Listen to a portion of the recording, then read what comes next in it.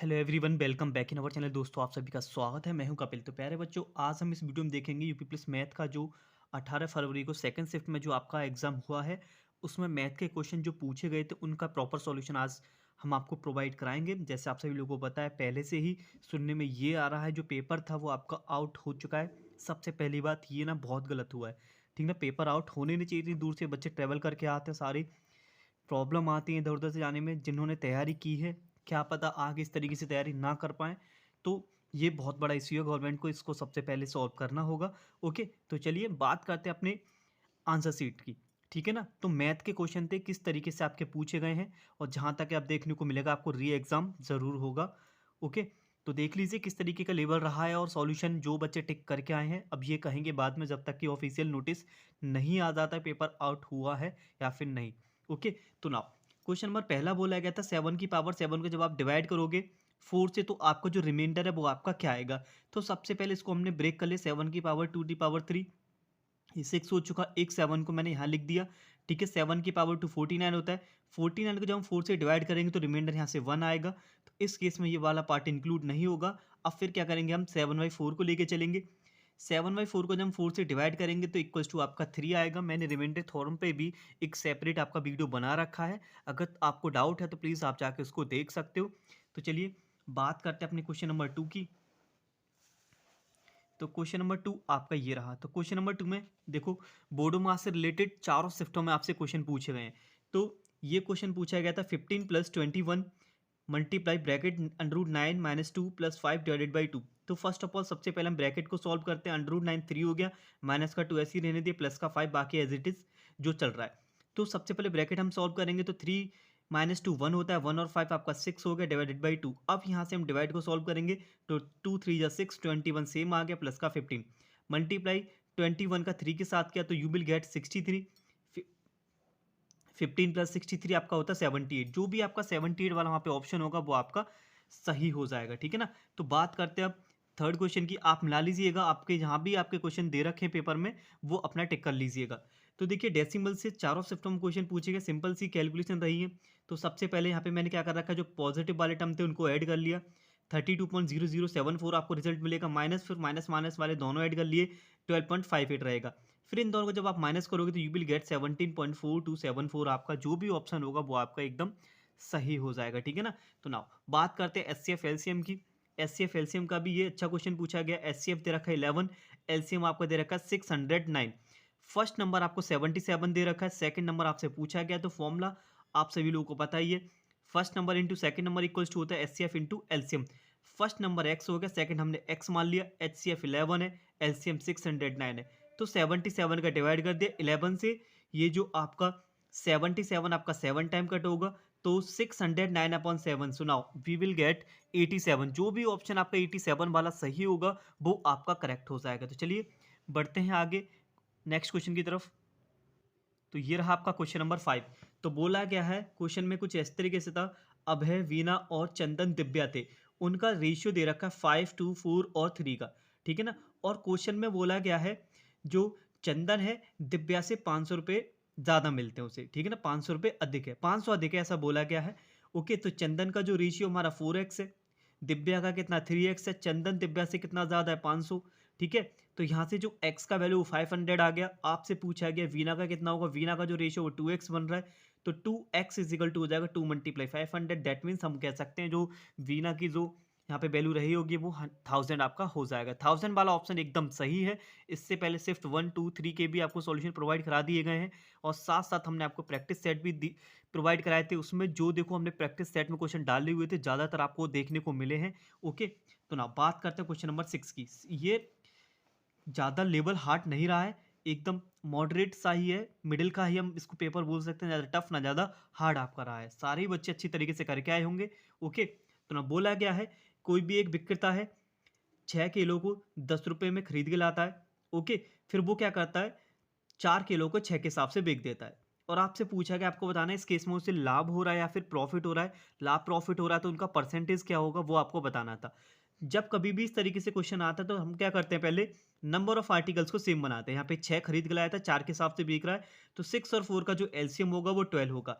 तो हमने क्या किया, 6 के लिए तो इनको 12 बना लिया, 6 2 ज़ा 12, एंड 3 4 जा 12। अब आपको याद ये रखना है, जब भी मल्टीप्लाई करते हैं तो बोथ साइड होता है, रुपए में भी साथ में होगा, तो 2 का मल्टीप्लाई इधर होगा तो 20। अब जो कॉस्ट प्राइस पहले 10 था वो अब हो गया 20। सेलिंग प्राइस पहले कितना था हमारा 6 था, ठीक है, सेल कितना करा था 6 रुपए के हिसाब से, 3 का मल्टीप्लाई किया तो सेलिंग प्राइस 18 आ गया। तो इस तरीके से हमें दिख रहा है यहाँ पे लॉस हो रहा है उसे कितने का, 2 का लॉस हो रहा है। आपसे पूछा गया है लॉस परसेंट, लॉस परसेंट होता है लॉस अपॉन सीपी, लॉस कितना हुआ 2 का, सीपी कितना 20, तो 2 से आपका ये 10 टाइम कट होगा और इस 10 से आपका ये 10 टाइम कट हो जाएगा। दैट मीन्स 100 को जब हम डिवाइड करेंगे 10 से तो आपको 10% आपको हानि देखने को मिलेगी। उसको जो इसमें क्या हुआ है हानि हुई है वो भी 10% की। तो चलिए बात करते हैं क्वेश्चन नंबर 7 की। तो देखिए इस सीरीज से काफ़ी क्वेश्चन पूछेगा समांतर श्रेणी से चारों शिफ्टों में। ओके, इस बार यही देखने को मिला है। तो सीरीज दे रखी है 9 12 15 18 और 87 पे जाके रुक रही है, ठीक है।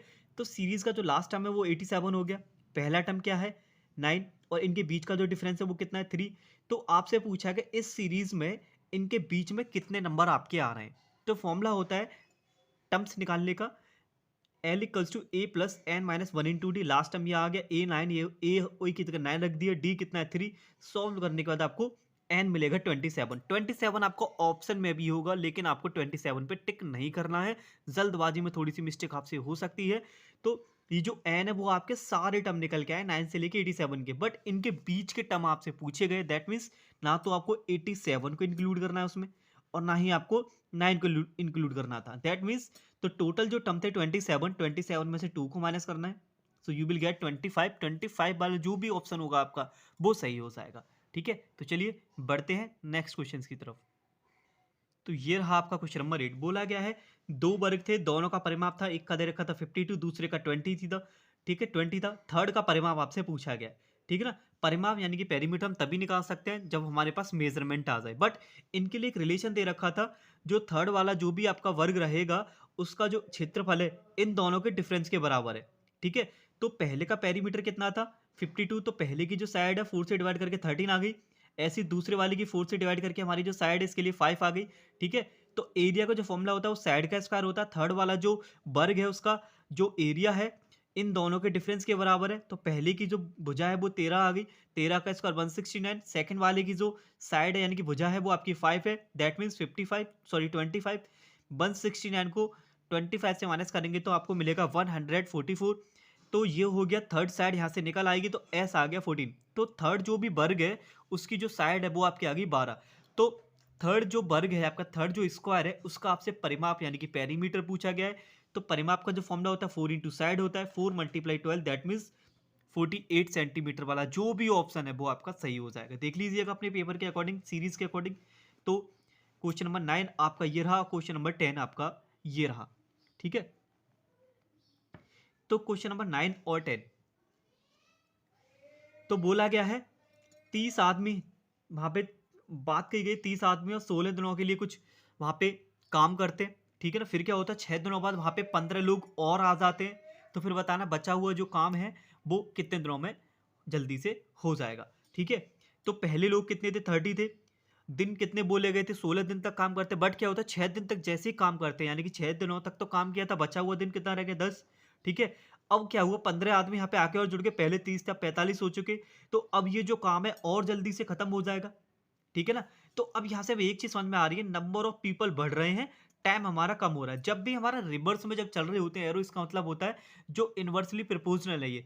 अब डायरेक्ट जो होता है समान अनुपात वाला जो क्वेश्चन हो गया, अब ये उससे जाएंगे, ठीक है। तो फिर ऐसे केस में क्या करते हैं, इनवर्सली प्रोपोर्शनल में 30 का 10 से मल्टीप्लाई, फिर 45 का x के साथ, ठीक है। फिर आपको सॉल्व कर लेना है, x आपका यहाँ से निकल आएगा 20/3, आपका जो भी ऑप्शन है वो सही हो जाएगा। अब क्वेश्चन नंबर 10 आपका, स्पीड दे रखी है 9 किलोमीटर पर आवर, टाइम दे रखा है 15 मिनट और आपसे डिस्टेंस पूछेंगे वो भी मीटर में। तो पहले हमने स्पीड को बदला किलोमीटर से मीटर में, तो क्या करेंगे 5/18 से मल्टीप्लाई किया, तो 9 से आपका ये 2 टाइम कैंसिल हो जाएगा। तो इस तरीके से 5/2 मीटर पर सेकंड हो गया स्पीड हमारा। टाइम 15 मिनट दे रखा है, 15 में हम क्या करेंगे 60 से मल्टीप्लाई करेंगे तो ये सेकंड में बदल जाएगा। और स्पीड का जो फॉर्मूला होता है वो डिस्टेंस अपॉन टाइम होता है, डिस्टेंस ही आपसे पूछी गई है, तो s इंटू टी, स्पीड कितना है 5/2 ये आ गया, और जो टाइम बना वो कितना है 15 इंटू 60, सेकेंड में बदल लिया 2 से, ये 30 टाइम कैंसिल होगा, बाकी बची हुई कैलकुलेशन आप कर लीजिएगा, तो वो आएगा आपका 2250 आप देख सकते हो यहाँ पे। तो चलिए बढ़ते हैं बाकी और क्वेश्चंस की तरफ। टिक कर लीजिएगा जो भी आपका ऑप्शन सही वहाँ पे बन रहा है। ये क्वेश्चन कुछ इस तरीके से पूछा गया था, मोहन 17वीं पारी में 97 रन बनाता है, तो उसका जो औसत है 3 बढ़ जाता है, तो आपको बताना है फिर 17वीं पारी के बाद जो औसत रहा होगा वो कितना होगा। तो हमने मान लिया पहले 16 पारी का जो औसत है वो x मान लिया, तो कुल रन कितने होंगे, औसत गुणा संख्या 16x हो गए, क्योंकि 16 पारी खेली, औसत x हो गया, तो टोटल रन हमारे 16x हो गए। फिर बोला गया जैसे ही वो 17वीं पारी में 97 रन बनाता है, 16वीं पारी तक रन कितने हो गए हमारे 16x प्लस, अब 17वीं में आएगा 97 हमने ऐड कर दिए, जैसे ही वो 97 स्कोर करता है उसका जो एवरेज है बढ़ के 3 हो जाता है। पहले हमने कितना लिया 16 तक एवरेज x, तो अब जो x एवरेज है जो औसत है वो x प्लस 3 हो गया। बस अब आपको क्या औसत का फॉर्मूला लगाना है, औसत इज इक्वल टू योग सारे रन कितने बनेगा 17वीं में, 16वीं पारी तक तो 16x रन थे, 97 ये आ गए यहाँ पे 16 प्लस x, टोटल अब जो पारी है वो 17 हो गई। इसको क्रॉस मल्टीप्लाई करने के बाद आपको जो x का वैल्यू है वो मिलेगा 46। आपसे पूछा गया है जो 17वीं पारी का जो औसत है वो कितना होगा, औसत is equal to x plus 3, जैसे ही 46 इसमें ऐड करेंगे तो हमको 49 आपको देखने को मिल जाएगा। 49 वाला आपका जो ऑप्शन है वो सही हो जाएगा। ठीक है, तो चलिए, और ये लास्ट क्वेश्चन हमारी वीडियो का, जो क्वेश्चन मिले हैं उनको हम यहाँ पे आपको दिखा दे रहे हैं। बोला गया है यहाँ पे कोई एक वार्षिक किस्त है, ठीक है, 12% साधारण ब्याज पर 3 वर्षों के लिए दे की जाती है, और 1260 उसकी जो अंतिम किस्त होगी वो बताना है आपको, फिर वो किस धनराशि पर थी। तो समय कितना दे रखा है 3 वर्ष के लिए। जब भी ऐसा क्वेश्चन पूछा जाएगा आपको 1 2 3 करके लिख देना है। पहले ईयर के लिए हमने मान लिया 12 100 था, कितने का ब्याज लग रहा है 12 का, दूसरी में आगे फिर इस पे ब्याज लग रहा है 124 हो जाएगा। अब ऐसे ही लिख लेते हैं, ठीक है। इन सबको आपको ऐड कर लेना है, ऐड जब आप करोगे तो आपको 336% मिलेगा तीनों सालों के लिए। अब तीनों सालों में जो पूरी देय है वो कितना है 1260, तो 1% की वैल्यू आपकी यहाँ से आ गई 3.75। बट जो हमारी ओरिजिनल जो होती है वो 100 होती है, तो 100 का मल्टीप्लाई करने के बाद आपको मिलेगा 375। आपका आंसर जो भी ऑप्शन में होगा वो सही हो जाएगा।